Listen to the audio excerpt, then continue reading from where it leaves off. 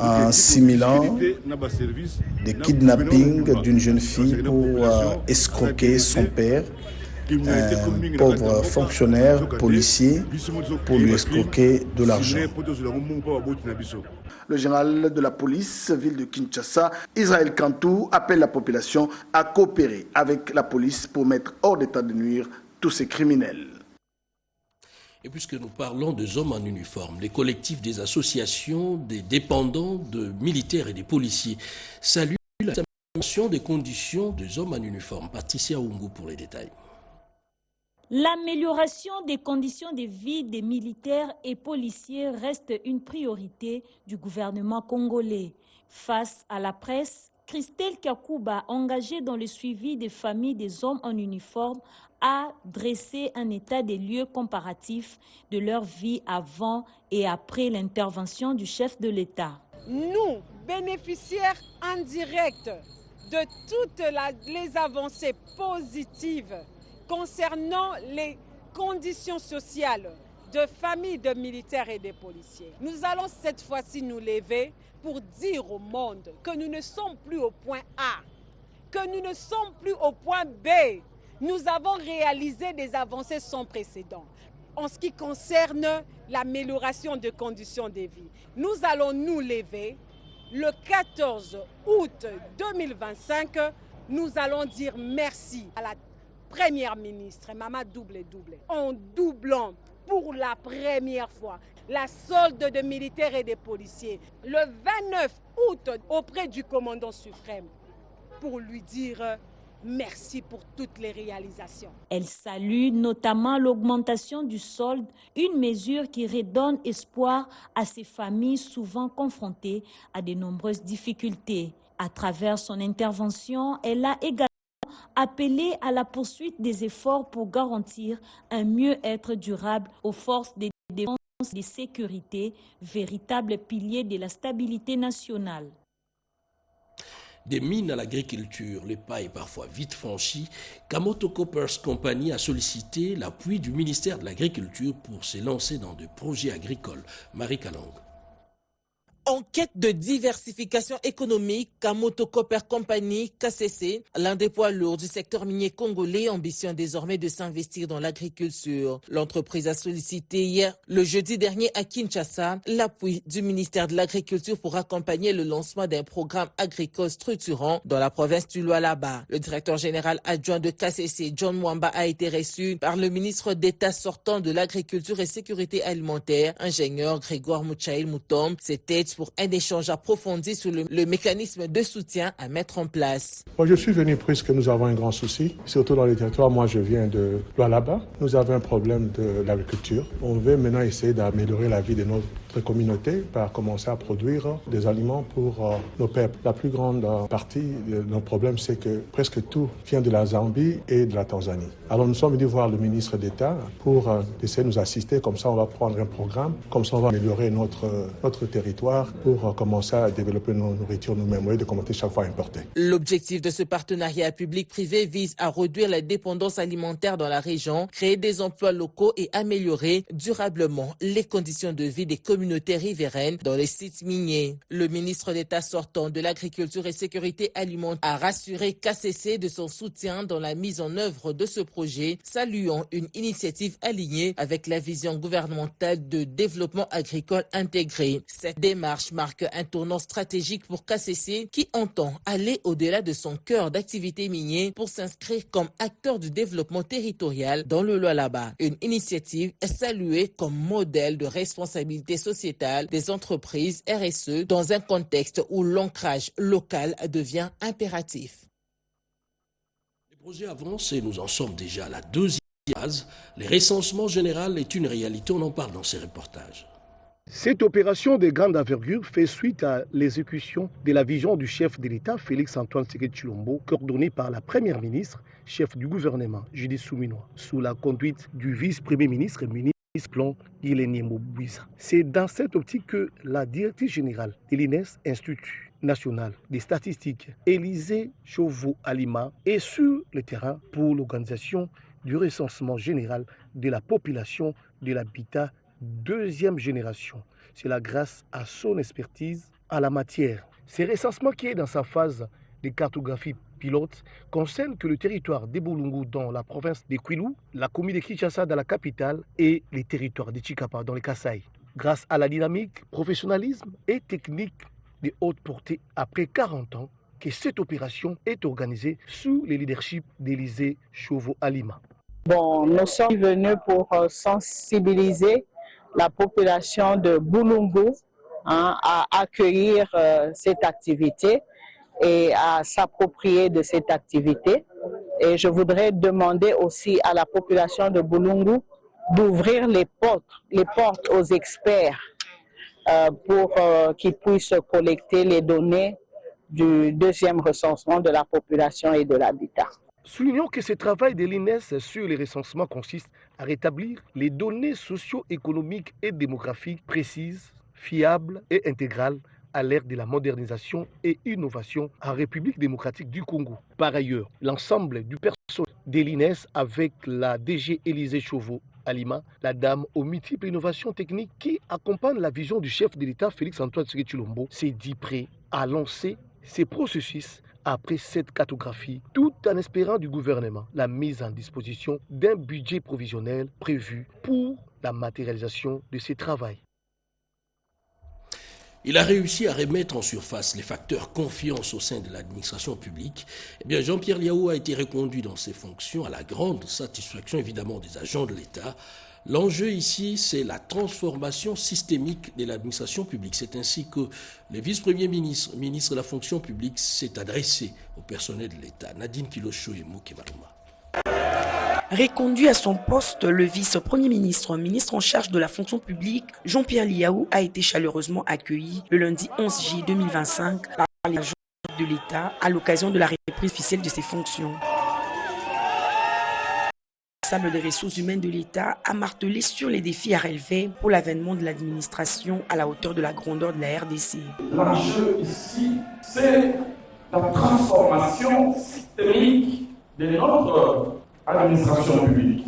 Et il faut aujourd'hui avoir le courage de réformer, de changer structurellement, profondément. Ça implique de postuler des habitudes, d'éradiquer des antivaleurs, d'apporter de la vertu pour espérer redonner de l'espérance. Le vice-premier ministre s'est engagé à intensifier les réformes en cours pour que l'administration retrouve ses lettres de noblesse et serve effectivement la population. Je voudrais ici exprimer toute ma gratitude à l'endroit du chef de l'État et de la première ministre pour cette marque de confiance qui m'a été exprimée. Et je voudrais dédier cette reconduction aux agents et fonctionnaires du Nord Kivu, du Sud Kivu et de l'Ituri, qui traversent ce moment difficile. Je leur adresse un message de courage, de réconfort, un message de fraternité et de solidarité. S'appuyant sur le dialogue social comme levier de transformation, le vice-premier ministre Jean-Pierre Liaou a réaffirmé son engagement à supprimer les privilèges en vue de l'administration publique sous les rails de la performance, sous le leadership du chef de l'État Félix-Antoine Tshisekedi Tshilombo et la supervision de Madame la Première ministre. Il a été également reconduit dans ses fonctions à la tête de la Défense nationale. Guy Kabombo Mwandianvita était à l'honneur. Famille des militaires et leurs dépendants ont salué sa reconduction. Sandra Nyangui.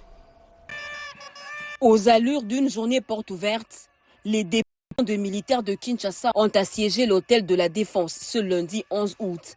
Objectif, remercier le commandant suprême, le chef de l'État, Félix-Antoine Tshisekedi Tshilombo pour la reconduction de Maître Bombo Mwandianvita à la tête du ministère de la Défense nationale et des anciens combattants au gouvernement Souminwa II. Avec des calicots et fanfares, les familles des militaires ont leur satisfaction quant à la politique de proximité dont fait montre Maître Guy Kabombo Mwandianvita et sa vision éclairée qui place l'homme au cœur de l'armée. La coordonnatrice de l'association Mwana Mapinga Telema, Christelle Kiakuba, a salué la volonté de Maître Guy Kabombo Mwandianvita qui œuvre pour humaniser les FRDC et améliorer les conditions de vie des familles des militaires ainsi que de leurs dépendants. Elle a reconnu que la reconduction de Maître Guy Kabombo Mwadianvita au ministère de la Défense nationale est un motif de satisfaction dans l'optique de la continuité des différentes réformes en cours dont seraient bénéficiaires les FARDC ainsi que leurs familles. Elle s'est exprimée en ces termes. Le ministre Mwadianvita est celui qui, pour la première fois, depuis notre naissance, est occupé également des aspects sociaux de ceux qui tombent pour ces pays. Il met l'homme au centre de son action. En l'absence du VPM de la Défense nationale qui se trouve actuellement au Brésil, dans le cadre de la tournée gouvernementale en Amérique latine, le directeur de cabinet du VPM de la Défense nationale, le lieutenant-général retraité Rombo Mboyama Nsiona, a reçu la délégation et a réceptionné leur mémorandum promettant de transmettre fidèlement à qui de droit. Et dans la même logique, Jean-Pierre Tshimanga, ministre de la Pêche et l'Élevage, également reconduit dans ses fonctions, l'administration et les personnels de ces ministères ont fait montre de gratitude à l'endroit du chef de l'État, Rodépanda. Reconduit à la tête du ministère des Pêches et l'Élevage, le ministre Jean-Pierre Tshimanga Bwana a fait l'objet d'un accueil sans précédent, lui réservé dans la matinée de ce lundi 11 août 2025 par les agents de son cabinet à l'immeuble Mongala, sur la place royale à Gombe, au nom de toute l'équipe du cabinet. Abraham Biliki Bokota et Alex Kande Kalombo, respectivement directeur de cabinet et conseiller juridique, ont adressé au ministre les félicitations pour le travail de titan abattu à la tête de ce ministère durant une année, un exploit qu'il a plébiscité auprès de la hiérarchie incarnée par le chef de l'État Félix Tshisekedi et la première ministre, chef du gouvernement Judith Suminwa.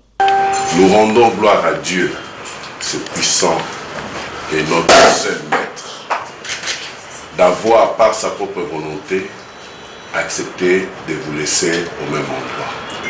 C'est comme ça le cabinet réuni. Nous venons en ce jour, qui est le premier jour du travail du mandat Suminwa 2, vous présenter nos sincères félicitations.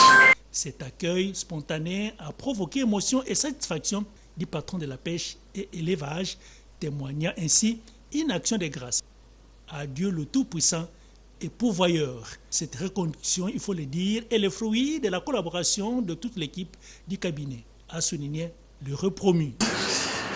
Mettons tout entre les mains de Dieu. Amen.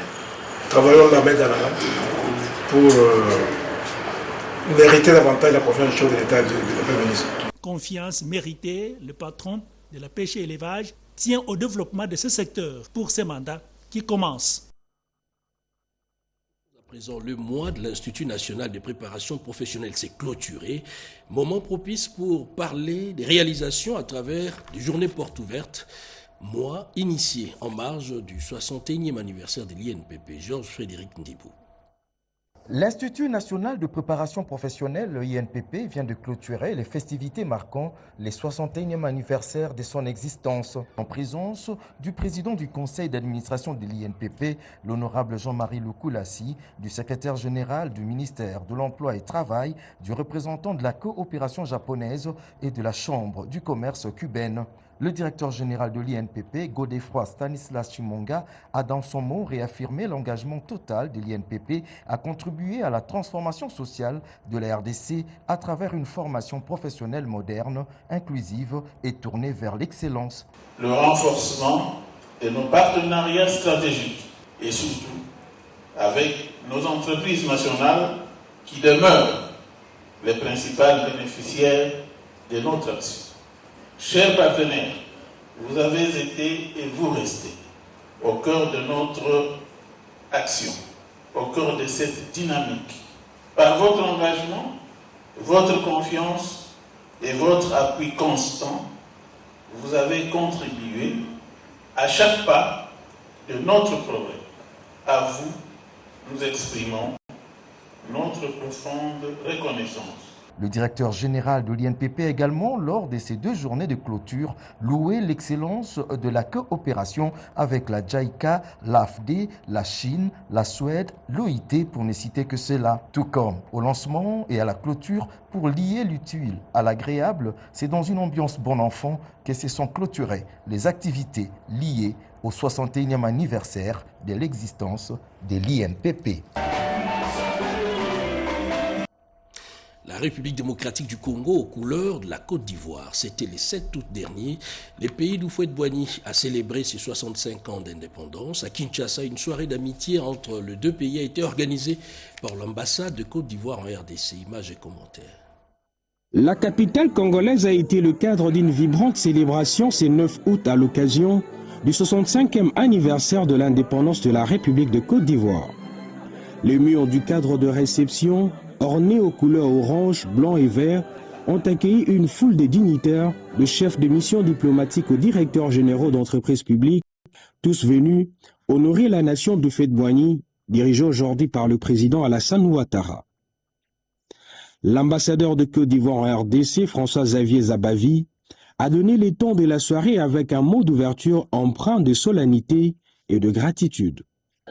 C'est un moment solennel, un moment précieux, parce que le pays a aujourd'hui 65 ans.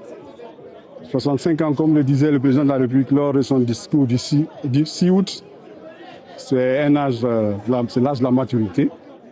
Et nous sommes très heureux, justement parce que nous avons un pays qui va dans la bonne direction, sous la houlette du président de la République, son Excellence Alassane Ouattara. La cérémonie a été rythmée par la projection d'un documentaire mettant en lumière le prouesse économique de la Côte d'Ivoire.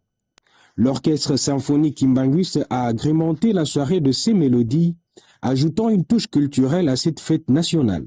Le panafricanisme et la démocratie, deux concepts clés au cœur d'un colloque ici à Kinshasa. Joseph Oscar Mbalkaïch. Ce colloque international et interdisciplinaire sur le panafricanisme et la démocratie organisé à Kinshasa a jeté les bases d'une réflexion de haut niveau sur la crise démocratique en Afrique et ses ressorts géopolitiques contemporains dans une démarche de quête absolue d'une paix durable.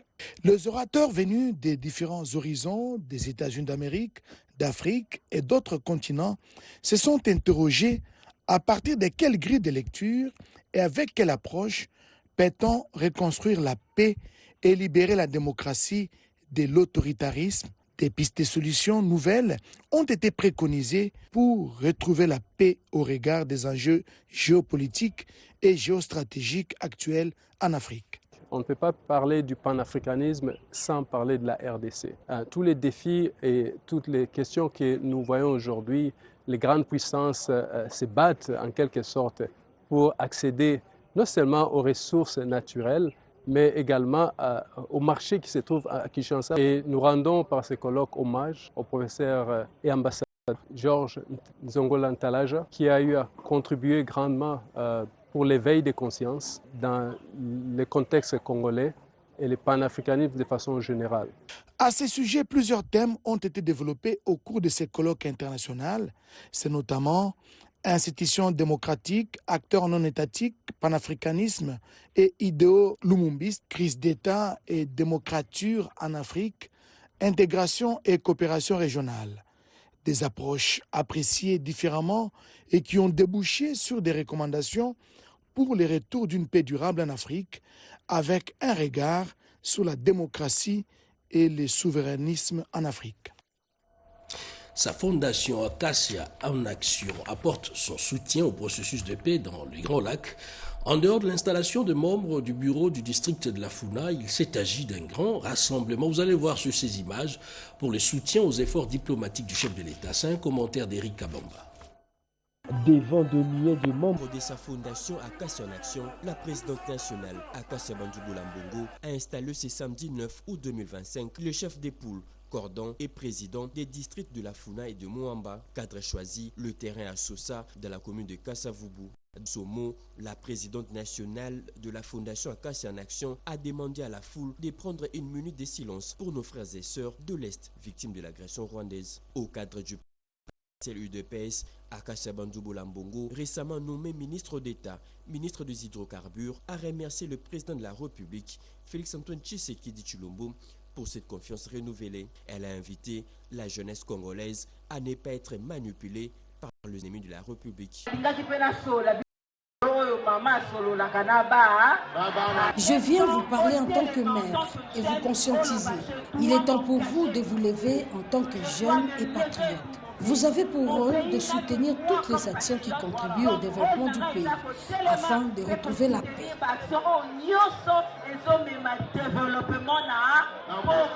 Cette dernière fera en sorte que le chef de l'État, Félix-Antoine Tshisekedi Tshilombo, et les membres de son gouvernement puissent se concentrer sur le développement meilleur de notre nation. Signalons que la Fondation Acacia en Action couvre maintenant toute la capitale congolaise. Elle compte actuellement plus de 100 000 membres à travers la République. L'action des femmes dans la gouvernance, des avancées certes ont été enregistrées, mais il reste encore du chemin à faire. Et cette question, comment renforcer alors la présence des femmes au sein des institutions du pays? Une conférence sur le leadership féminin a été organisée pour répondre à cette question. Images et commentaires. 10 ans se sont écoulés depuis que la République démocratique du Congo a ouvert un chapitre plus affirmé de la participation féminine dans les sphères décisionnelles, du Parlement au gouvernement, en passant par les entreprises publiques, la diplomatie et les organisations des sociétés civiles. La voix de femmes s'est progressivement imposée, rompant avec l'image d'une présence symbolique pour devenir une force d'action. La ministre honoraire de genre, enfants et famille, Gisèle Ndayaluseba, explique. À toutes les femmes leaders ici présentes, et celles que nous avons vu croître au fil des années, votre impact est profond et durable. Vous êtes bien plus que des leaders, vous êtes des pionnières, des références, des modèles et des poumons du progrès. Les bilans, bien qu'encourageants, restent contractés. D'un côté, on note des avancées notables, la nomination de femmes à des postes stratégiques, la mise en place de lois et politiques publiques en faveur de l'égalité des genres, ainsi que la montée d'une nouvelle génération de leaders prêtes à occuper l'espace public. De l'autre, le défi persiste. Résistance socio-culturelle, inégalité salariale, sous-représentation dans certaines instances et accès limité aux ressources pour les initiatives féminines. La femme, c'est quand même plus de 50% de la population. Et c'est souvent elles qui sont là au front, qui sont là pour consoler, qui sont là après les guerres pour pouvoir réparer toutes les difficultés qu'il y a eu pendant la guerre. Ces 10 années sont aussi l'occasion de reconnaissance. Il ne s'agit plus seulement de placer de femmes au poste de responsabilité, mais de garantir que leur présence influence durablement les politiques publiques, inspire les jeunes filles et transforme la gouvernance en profondeur. L'engin est clair. Faire de leadership féminin non pas une exception applaudie, mais une norme respectée.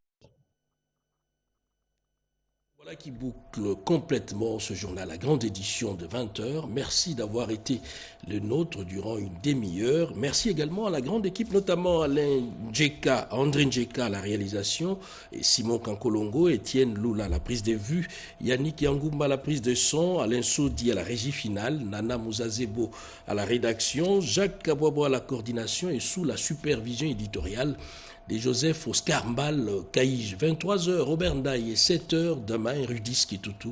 Bonsoir chez vous.